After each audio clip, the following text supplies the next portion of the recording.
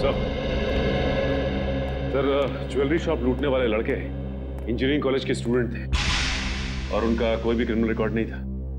पढ़े लिखे और अच्छे घर से थे। इंजीनियरिंग कॉलेज के बच्चों ने ज्वेलरी शॉप लूटा? किस लिए?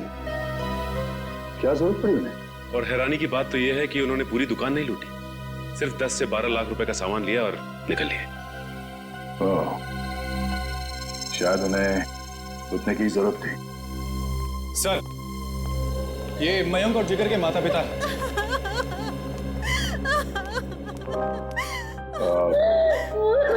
माफ कीजिए, ऐसे समय पे आप लोगों को यहाँ पे बुलाना पड़ा। हम आपके बच्चों के बारे में कुछ पूछना चाहते हैं। सर, प्लीज मेरे मयंक को मुझे वापस दे दीजिए। हमारा एक ही बच्चा है और इस उम्र में हमसे ये सदमा बर्दाश्त नहीं होगा सर।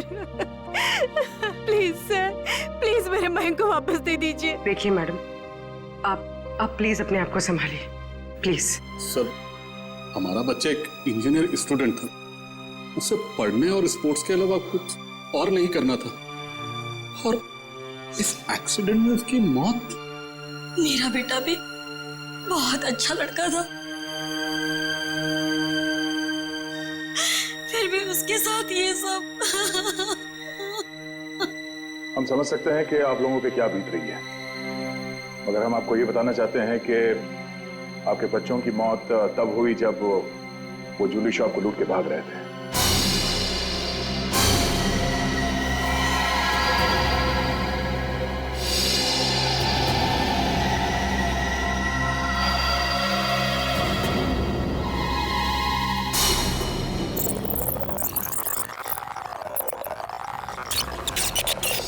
अरे अरे, ये कौन हो तुम लोग? ये बहुत गलत कर रहे हो तुम लोग। जल्दी मार, जल्दी मार, नहीं तो मार दूंगा। मैनेजर है तू? हाँ, चल जल्दी खोल। अरे ये बहुत गलत कर रहे हो तुम लोग। निकाल रहा हूँ। जल्दी खोल, जल्दी कर। सारे पैसे निकाल, सारे पैसे निकाल। ले पकड़ा, हाथ में पकड़ा, जल्दी कर। खोपड़ी में ऑन कर दूंगा। ज्यादा हिलेगा ना तो ठोक दूंगा। जल्दी जल्दी, चल चल चल चल, जल्दी जल्दी। कोई नहीं लेगा, कोई नहीं लेगा। चल निकल निकल, जल्दी निकल। कोई हिलेगा तो मार दूंगा।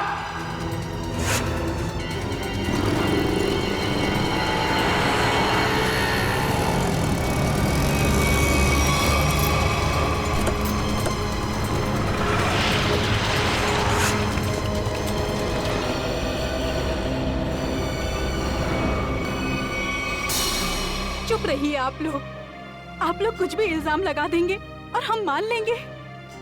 हमारे बच्चों का एक्सीडेंट हुआ है और आप उन पर इल्जाम लगा रहे हैं। हर माँ बाप अपने बच्चों को अच्छा ही समझते हैं, लेकिन वो बाहर क्या करते हैं वो खुद जानते हैं। सच को मानना पड़ेगा।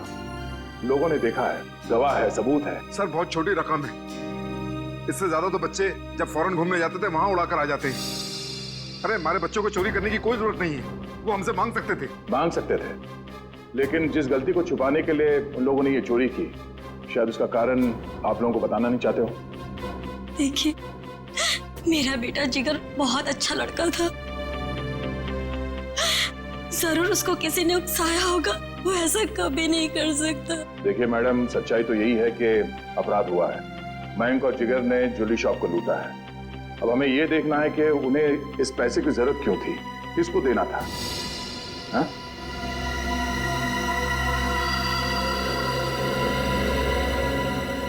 अच्छा ये बताइए कि आपके बच्चों ने पिछले कुछ दिनों में कुछ अलग सा बर्ताव किया, कुछ भी अजीब सा? हाँ, पिछले कुछ दिनों से मयंक वॉशरूम में बहुत ज्यादा जाता था, जबकि वो बीमार भी नहीं था और वॉशरूम में 2-3 घंटे रहता था वो। तो आपने पूछा नहीं उससे कि वो बाथरूम में इतना टाइम क्यों लगा रहा था? जब भी मैं उससे पूछती, वो मेरी बातें टाल देता था। आफरीदी, क्या? ओह, ठीक है। लो। सर, फ्रेडी का फोन था। उस कार का पता चल गया है जो जिगर और मयंक चला रहे थे। वो किसी ईशन का नाम के आदमी की है। सुन, शाम को 6 बजे अगर मेरे पैसे गैरेज नहीं पहुंचे ना, तो 7 बजे मेरे आदमी वहां पे पहुंचेंगे। फिर जो वहां पे तोड़फोड़ होगी ना, उसका जिम्मेदार तू होगा। तू समझा?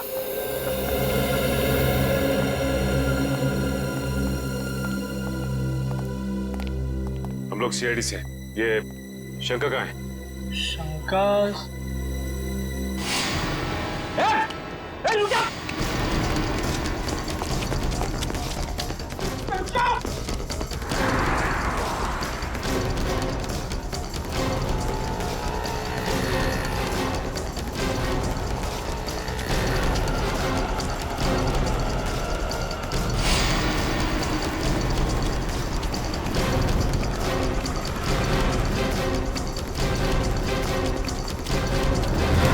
बहुत भाग लिया तुम, अब तेरी रेस यही खत्म होती है।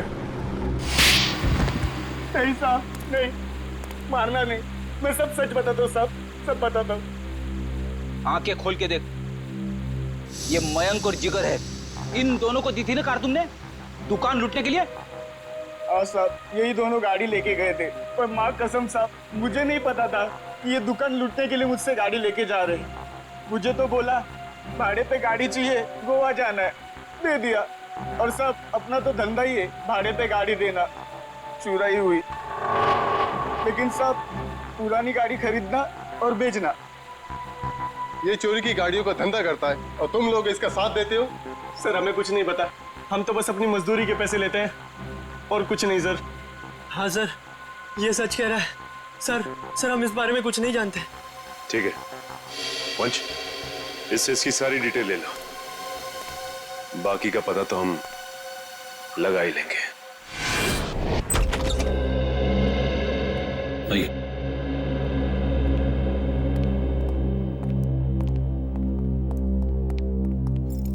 ये मयंक का कमरा है। एक सेकंड, आप जरा बाहर रुकिए, हम देख लेते हैं।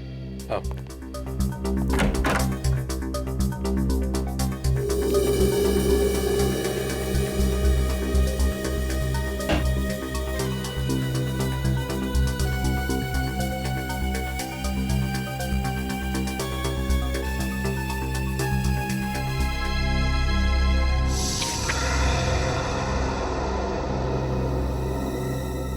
पैम्पलेट्स, ये पैम्पलेट्स, ये पैम्पलेट्स मेरे बेटे मयंक का है। वो कॉलेज में एनुअल फंक्शन के ऑर्गेनाइजर कमेटी का मेंबर था।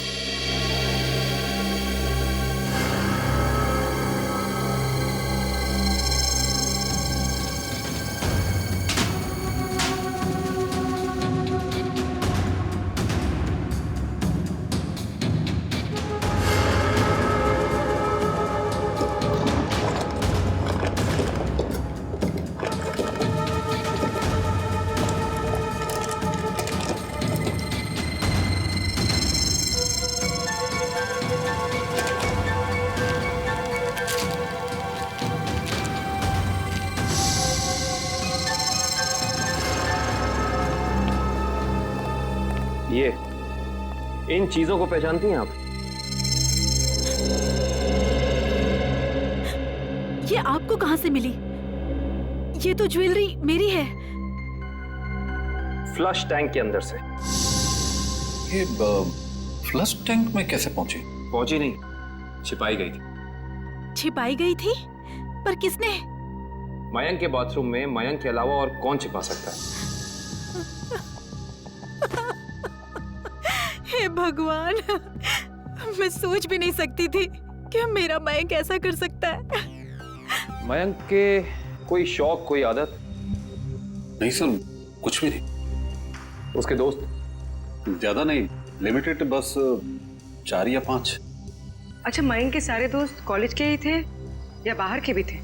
नहीं, उसके सारे दोस्त कॉलेज के ही थे, बाहर का कोई नहीं था। क्या नाम बताया था आपने कॉलेज का? क्यों डॉक्टर साहब, आपने हमें अर्जेंटली बुलाया? हाँ दया, बात ही कुछ ऐसी है। क्या हुआ सर? बॉस, ये केस तो एकदम पलट गया, जैसा हम सोच रहे थे वैसा नहीं। क्या मतलब? मतलब ये कि इन दोनों की मौत एक्सीडेंट से नहीं हुई है, बल्कि गोली लगने से हुई है। क्या? मगर सर, इनकी मौत तो हमारी आंखों के सामने हुआ है, एक्सीडेंट से। हाँ, लेकिन इनकी मौत एक्सीडेंट से पहले ही हो चुकी थी। ये देखिए, ये है वो गोली जो उनके शरीर में से निकली है।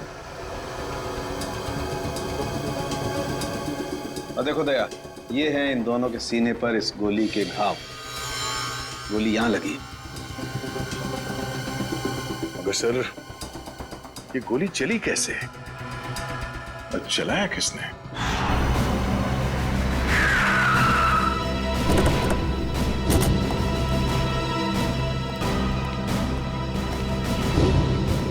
सर, हमारी गाड़ी उनकी गाड़ी के ठीक पीछे थी। उनकी गाड़ी का बैलेंस बिगड़ा, स्टीयरिंग पर से कंट्रोल छूटा और गाड़ी इस दीवार से आके टकरा।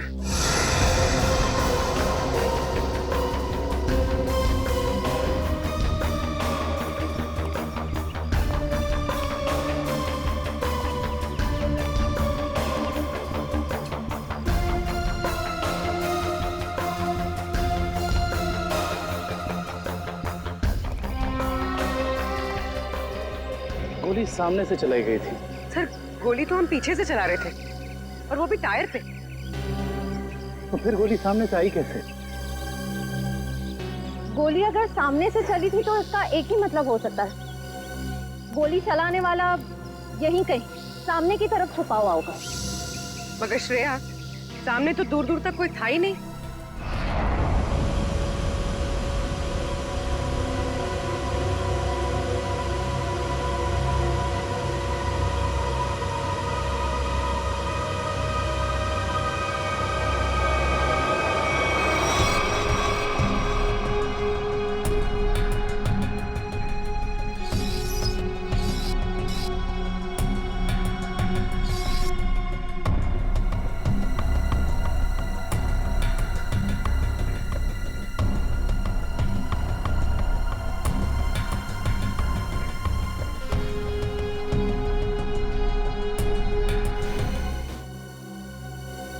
अगर पोस्टमार्टम रिपोर्ट में गोली सामने से सीने पे लगने का प्रूफ है तो गोली सामने से ही चली है। बिल्कुल भैया, गोली सामने से ही चली है और गोली बिल्कुल सीधी लगी है, बहुत करीब से, क्योंकि घाव बताते हैं कि बहुत करीब से गोली लगी है। और ये विंड स्क्रीन बताता है कि विंड स्क्रीन को छेदती हुई गोली बाहर नहीं गई है, क्योंकि विंड स्क्रीन पे अगर गोली लगी होती तो छेद होता। ये तो ऐसा लगता है जैसे पेड़ से टकरा करके गोली लगी है। इसका मतलब गोली बाहर से नहीं, अंदर से चली है। बिल्कुल लगता है, गाड़ी के डैशबोर्ड में से या एसी डक्ट में से या विंड चैनल में से। और अगर ऐसा है तो बुलेट या गन के मार्क जरूर मिलेंगे। बिल्कुल मिलेंगे, चेक करते हैं। वंश, गाड़ी नहीं चलो। Yes sir.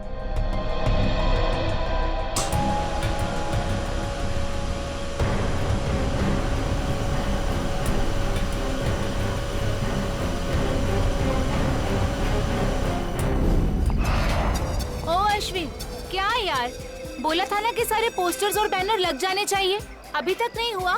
हो रहा है यार, एक ही तो लैडर है, कर लेंगे, टेंशन मत ले। तुम एक काम करो, वो स्टेज पर जाकर देखो वहाँ का पूरा अरेंजमेंट हुआ है कि नहीं। अगर नहीं हुआ तो तुम माया से कहना, वो तुम्हें अरेंज कर देगी। ओके ठीक है, मैं बोल देती हूँ।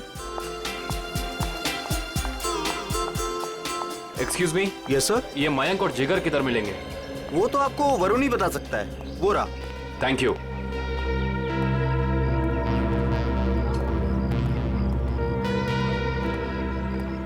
Excuse me. हाय, हम प्रीमियर क्लोथिंग की तरफ से हैं, आपके इस फेस्टिवल के स्पॉन्सरशिप की तरफ से। हाय। हाय। कहिए, how can we help you? देखिए, हमें आपकी ऑर्गेनाइजिंग कमेटी के मेंबर से मिलना था। आई मीन मयंक और जिगर से इस स्पॉन्सरशिप की डील के बारे में कुछ बातचीत करनी थी। कोई खास रीजन ना हो तो आप लोग हमें बता सकते हैं। दरअसल बात यह है कि हम उन्हीं दोनों से डील कर रहे थे, तो हमने सोचा कि स्पॉन्सरशिप की सारी बातें उन्हीं से हो जाए। मगर मयंक और जिगर तो कॉलेज में दिखे ही नहीं। आई मीन शायद आए नहीं। कब तक आएंगे वो? कुछ खबर? No news. मैंने भी उन्हें कांटेक्ट करने की कोशिश की है, लेकिन उनके फोन कॉल्स कनेक्ट नहीं हो रहे। ऐसा कैसे? हम भी ट्राई कर रहे थे, लेकिन उनके फोन से कोई रिप्लाई नहीं आया, हर बार नो रिप्लाई। कमाल की बात यह है कि मयंक और जिगर खुद स्पॉन्सरशिप के इतने पीछे पड़े थे, तब हो नहीं रही थी। देखिए, थोड़ा अर्जेंट है, अगर आज ये एग्रीमेंट साइन नहीं हुआ तो ये डील कैंसिल हो जाएगी। आई मीन ये हम स्पॉन्सर नहीं कर पाएंगे आपको, और इन दैट केस ये फेस्टिवल आप लोगों को कैंसिल करना पड़ जाएगा। नो नो, आप ऐसा मत कहिए प्लीज। हम लोगों ने बहुत मेहनत की है, कॉलेज की प्रेस्टीज का सवाल है। Of course.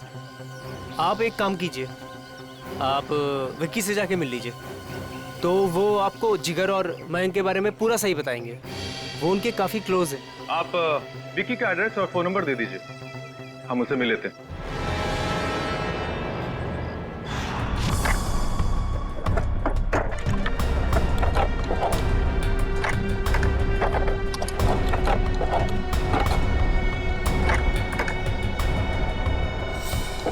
मयंक और जिगर को जो गोलियां लगी है ना, वो बहुत छोटी है, इसीलिए उनके घाव गहरे तो बहुत हैं लेकिन बहुत छोटे हैं, बारीक है। फिर तो गन भी बहुत छोटी होगी सर।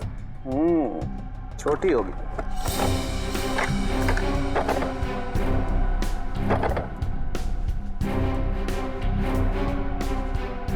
नहीं सर, यहाँ तो कुछ नहीं है।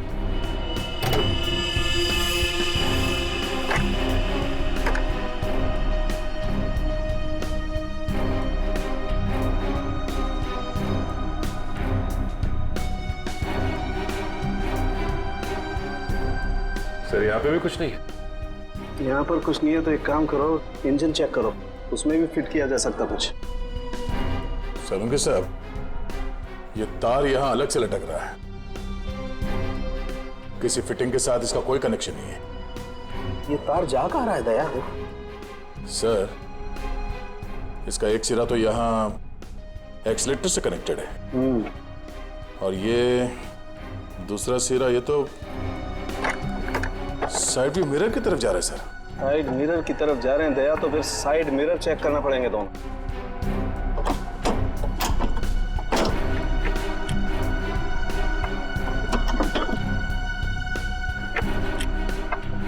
ये देखो,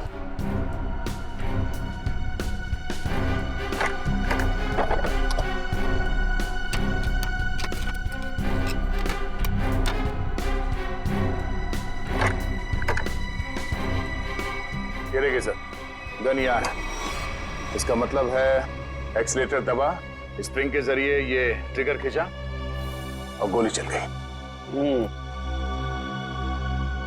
और यहाँ पर है दूसरी गन दया।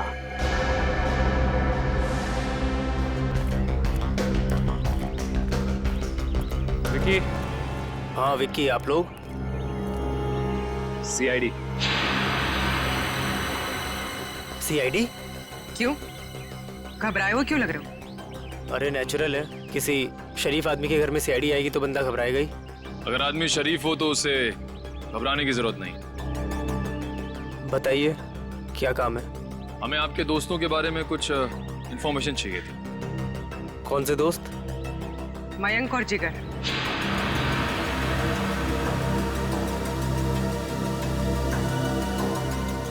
मयंक और जिगर? क्या हुआ उन्हें? उनकी मौत हो गई। What? Oh no! किसी ने गोली मारकर उन दोनों की हत्या कर दी। वो आपके बहुत अच्छे दोस्त थे ना, आप उनके बारे में हमें कुछ बता सकते हैं? मुझे इस बारे में कुछ नहीं पता सर। जितना पता है उतना ही बता दीजिए। उनका कोई ऐसा सीक्रेट जो उन्होंने शेयर किया हो, या कोई ऐसी बात जिससे उनको टेंशन हो, कोई ऐसा आदमी जिससे उन्हें खतरा हो। ऐसी बातें अक्सर दोस्तों के बीच में छिपी नहीं रहती, है ना? सर, हम सिर्फ अच्छे दोस्त थे, हमने आज तक कभी कोई ऐसी बात शेयर नहीं करी। थोड़ा दिमाग पे जोर डालो, शायद कुछ याद आ जाए। नहीं सर, ऐसी कोई बात हमारी कभी नहीं हुई। ठीक है, तो आप जा सकते हैं। हाँ, पर कुछ भी अगर याद आया ना, कुछ भी, हमें बताना ना भूलिएगा, समझे? जी सर।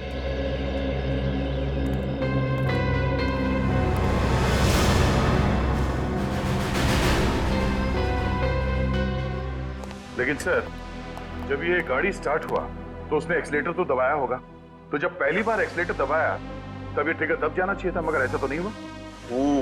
ऐसा नहीं हुआ, और वो क्यों नहीं हुआ मैं बताता हूँ तुम्हें। ये देखो, ये तार इस एक्सीलेटर से कुछ इस तरीके से बांधा गया है कि जब एक्सीलेटर दबे, ये तार इस मोटर से एक राउंड लिपट जाए। और जब जब एक्सीलेटर दबता था ये तार इस मोटर से लिपटता चला जाता था। और एक मौका ऐसा आया, ये तार कस गया, ट्रिगर दब गया और गोली चल गई। ये काम किसी बहुत ही इंटेलिजेंट आदमी का है। कौन हो सकता है वो?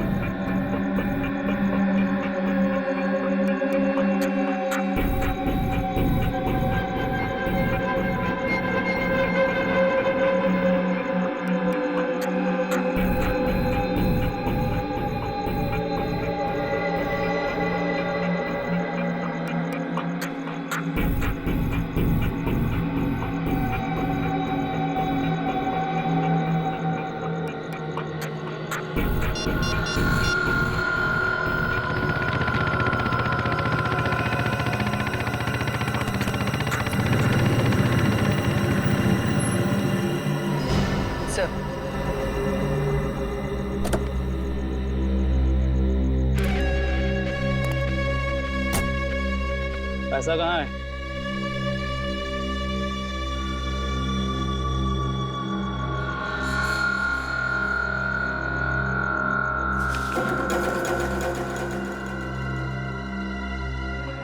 अब मैं तुमसे कभी नहीं मिलूंगा, ये याद मत रखना कि हम कभी मिले थे।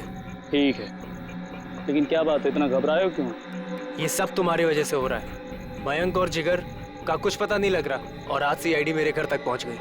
सीआईडी? हाँ सीआईडी। कभी मुझसे मिलने की अब कोशिश मत करना।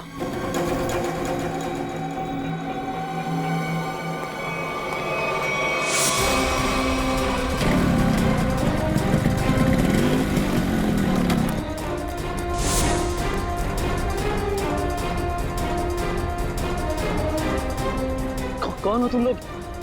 सीआईडी। अब बताओ कि मयंक और जिगर के साथ तुम दोनों का क्या रिश्ता है और तुम दोनों ने उनका खून क्यों किया? खून हो गया? मयंक और जिगर का कैसे? ये तो अब तुम दोनों बताओगे। बोलो। सर मुझे कुछ नहीं पता सर। सर इसके बॉस अक्का से पूछो, उसको सब मालूम होगा सर।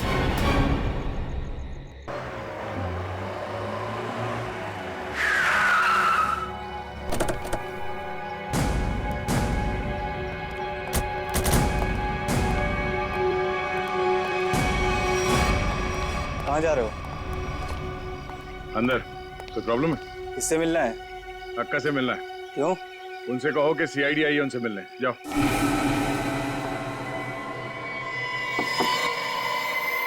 कौन है? अक्का, मैं रघु। बोला था ना डिस्टर्ब नहीं करना। क्या काम है? अक्का वो सीआईडी वाले आए हैं। बैठाओ उनको। बोल, मैं आती हूँ। 24 घंटे हैं तेरे पास, वरना तेरी फैमिली तुझसे मिलने यहां नहीं, शमशान घाट जाएगी। सिर्फ 24 घंटे, समझा?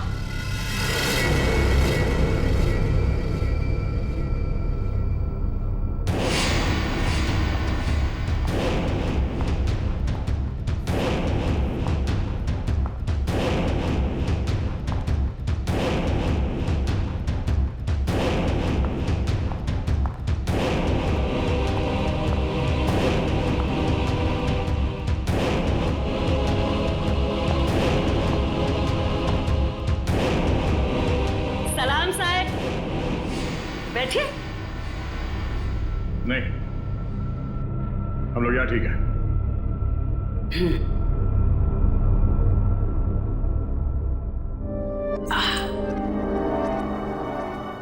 बोलो साहब, क्या काम है? मयंक और जिगर को जानती हो? जानती हूँ। क्यों मारा उन दोनों को? साहब, खोटी बात मुझे चलती नहीं। मैंने नहीं मारा उन दोनों को। झूठ हमें भी नहीं चलता।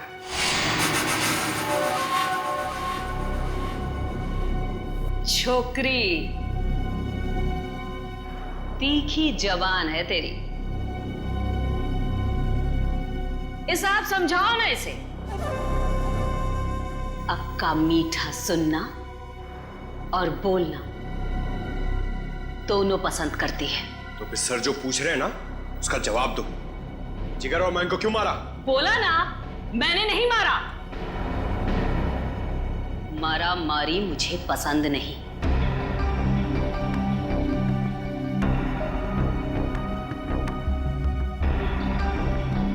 दुख है मुझे,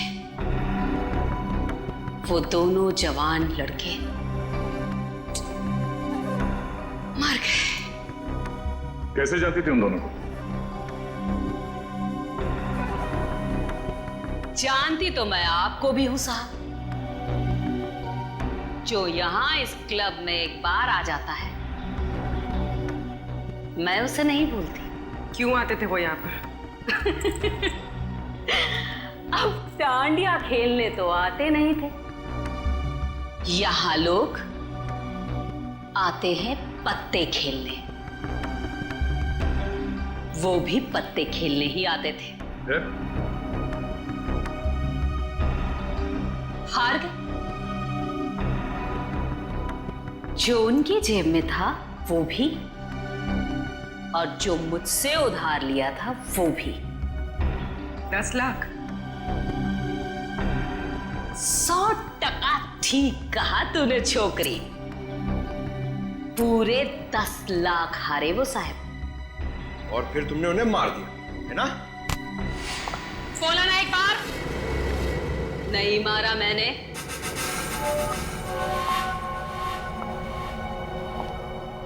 बिजनेस करते हैं हम साहब, मारा मारी का धंधा नहीं। मुझे मेरे पैसे चाहिए थे, उनकी जान नहीं। सारा पैसा डूब गया मेरा। फिर किसने मारा उन दोनों को? एक लड़का आता था साहब, उन दोनों का पीछा करते हुए। कौन था वो?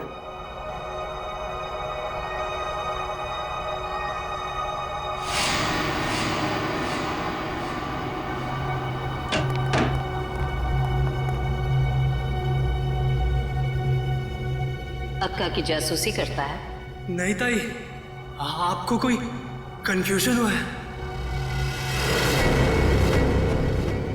मेरे को उल्लू समझता है? मयंक और जिगर के पीछे छुपकर आया किस लिए? मैं किसी के पीछे नहीं आया, सच्ची। मैं तो आपका अड्डा देखने आया था। देख, मेरे को कोई लफड़ा नहीं चाहिए। इस बार के लिए तुझे छोड़ देती हूँ। आगे से कभी इधर दिखना मत, समझा? लेके जा रहे बच्चे को।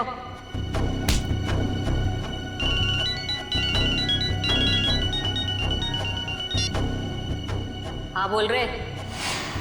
उसका स्केच बनवा सकती हो हमारे लिए? टाइम नहीं है मेरे पास।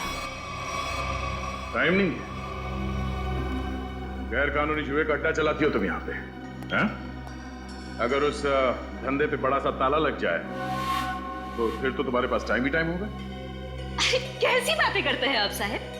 अब क्या इतना सा मजाक नहीं कर सकते आपके साथ? आपकी मदद करने के लिए तैयार है। इसके लिए तुम्हें हमारे साथ ब्यूरो चलना होगा। हाँ तो चलेंगे ना साहब। रघु, संभालना पीछे से सब। मैं जरा ब्यूरो की हवा खा के आती हूँ।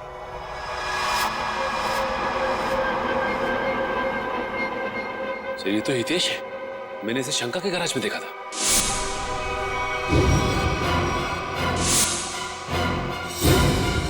आपको पूरा यकीन है कि यही था वो? अक्का एक बार जो किसी का चेहरा देख लेती है ना साहिब, तो फिर भूलती नहीं। पक्का यही था। तो फिर देर किस बात की? उठा लो इसे।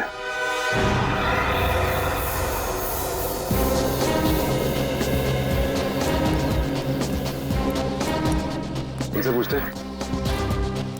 अरे भाई साहब। हाँ जी। ये मैकेनिक हितेश कहाँ रहता है? वो उस तरफ, उस गली में।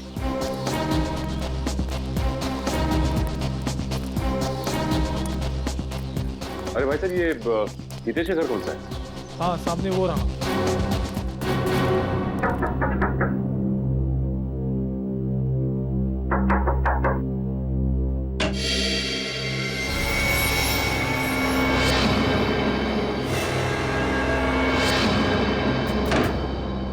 सर अब क्या हो गया? अब क्या किया मैंने? तुम्हें घबराने की जरूरत नहीं, हमें हितेश से मिलने आए, बुला उसे। सर हितेश तो घर पर नहीं है। कहाँ गया?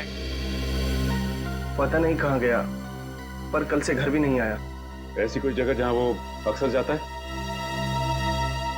हाँ सर, हो सकता है अपनी बहन से मिलने गया हूँ। बहन का एड्रेस?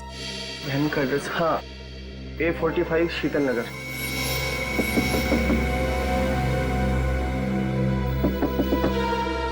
हितेश, दरवाजा खोलो। हितेश, हितेश, दरवाजा खोलो। हमें पता है कि तुम अंदर हो। बहुत हो गया। सर कोई जवाब नहीं दे रहा है, कहीं दूसरे रास्ते से ना निकल जाए। निकल के जाएगा कहाँ? पंकज,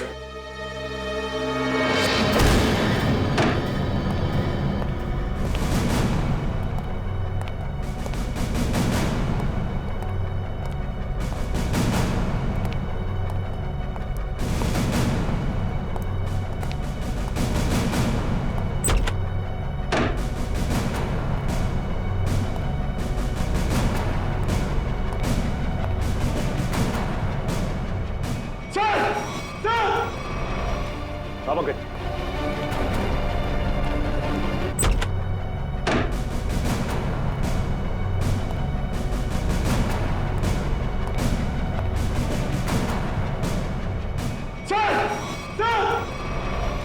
पंकज,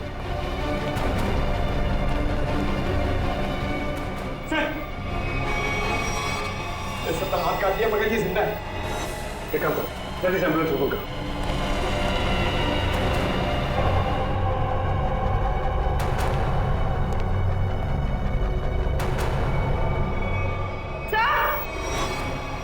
आप भी सर इसने अपनी कलाई काट ली और जिंदा है।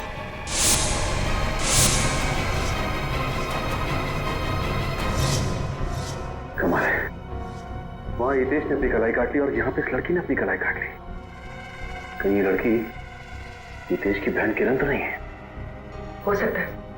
सर एम्बुलेंस आ गई और हितेश के रूम में ही सुसाइड नोट मिला है। Suicide note? ये सॉरी, हम दोनों ने मिलकर मयंक और जिगर को मारा है। उनकी गाड़ी में गन भी हम लोगों ने रखी थी।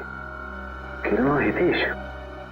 सर शायद ये लोग शर्मिंदा थे और दुनिया का सामना नहीं कर पा रहे थे, इसलिए इन दोनों ने आत्महत्या करने की कोशिश की। इन दोनों ने मिलकर पहले जिगर और मयंक को मारा, उसके बाद अपने आप को मारने की कोशिश की। ये बात कुछ समझ में नहीं आ रही है।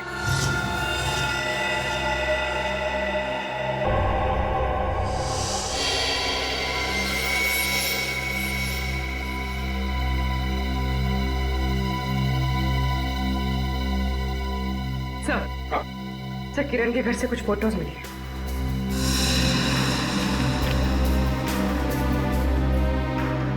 ये लड़की कौन है? हितेश और किरण के साथ? पता नहीं सर, पर कोई करीबी लगती है। तभी तो सर 2 साल पुरानी ये पेपर कटिंग इसने संभाल के रखी थी। ये आर्टिकल है? इस लड़की ने भी आत्महत्या की थी? हाँ सर, और एक बात, ये लड़की जिया उसी कॉलेज में पढ़ती थी जिस कॉलेज में मयंक और जिगर पढ़ते थे। अच्छा सर, कहीं इस लड़की की आत्महत्या में मयंक और जिगर का तो हाथ नहीं? हो सकता है पंकज, हो सकता है। और शायद किसी का बदला लेने के लिए हितेश और किरण ने मयंक और जिगर को मार डाला। कहाँ है वो दोनों जिन्होंने हमारे बेटे को हमसे दूर कर दिया है? कहाँ है? देखिए प्लीज आप जरा शांत हो जाइए, प्लीज शांत हो जाइए। देखिए अंदर उन दोनों का ऑपरेशन चल रहा है। एसीपी साहब, मेरी आपसे एक रिक्वेस्ट, उन दोनों को फांसी जरूर दिलवाइएगा। देखिए आपको पूरा न्याय मिलेगा, पूरा न्याय मिलेगा। एक ही बेटा था मेरा, उसे भी इन लोगों ने मुझसे छीन लिया। हौसला रखो, भगवान पर भरोसा है। दोनों कैसे हैं, लड़का लड़की? जी लड़का अभी भी क्रिटिकल है, ऑब्जर्वेशन में रखना पड़ा है। और लड़की? वो ठीक है, बात कर सकेगी? अभी नहीं, वो बेहोश है, कल तक उसे होश आ जाएगा। ठीक है, थैंक यू वेरी मच।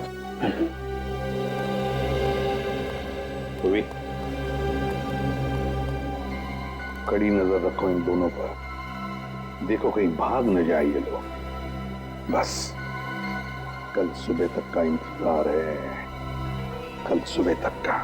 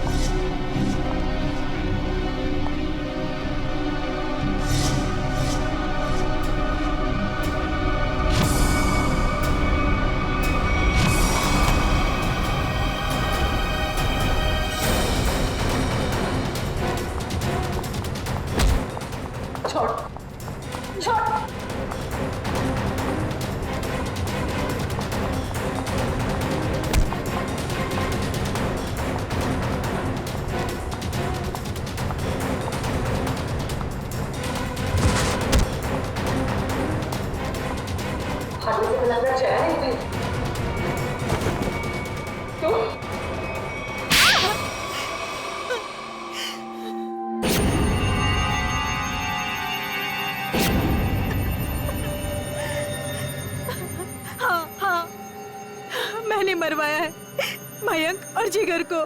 क्या? एक माँ अपने बेटे को कैसे मार सकती है? हा? वो मेरा बेटा नहीं था, वो मेरा सौतेला बेटा था। सौतेला ही सही, पर बेटा ही तो था ना वो। फिर क्यों मारा उसने? पैसों के लिए। मुझे पूरी प्रॉपर्टी चाहिए थी, इसलिए मैंने उसे मरवा दिया। और किरण और हितेश को क्यों मारना चाहते थे? क्योंकि वो दोनों मेरा राज जान चुके थे। अच्छा, तो वो तुम्हारा राज जान चुके थे, इसलिए तुमने उन दोनों को अपने प्लान में शामिल कर दिया। और फिर उन दोनों को याद दिलाई अपने बहन के मौत का बदला लेने की मयंक से, है ना? ताकि मयंक के खून में तुम्हारे हाथ लाल ना हो और वो दोनों फंस जाए। हाँ, किरण ने मयंक और जिगर के साथ दोस्ती कर ली। उसे पता चला कि दोनों ज्वेलरी शॉप लूटने वाले हैं और किरण ने ही उनकी मदद की। कार का भी अरेंजमेंट किरण ने ही किया, क्योंकि किरण का भाई हितेश एक मैकेनिक था और उसने ही वो मशीन तैयार की जिससे गाड़ी में गोली चली और दोनों की मौत हो गई। और फिर जिगर को क्यों मरवाया? उसका क्या संबंध था तुम्हारे जायदाद के लेने देने से? अगर सिर्फ मयंक को मरवाती तो सारा इल्जाम मुझ पर आ जाता, इसलिए मुझे जिगर को भी मरवाना पड़ा। वाह रे वाह, कैसी माँ हो तुम, कैसी माँ हो तुम जो जायदाद के लिए अपने बेटे का खून कर सकती है। शर्म आनी चाहिए तुम्हें, दो खून किए तुमने। तुम्हें तो शायद फांसी ही होगी, फांसी।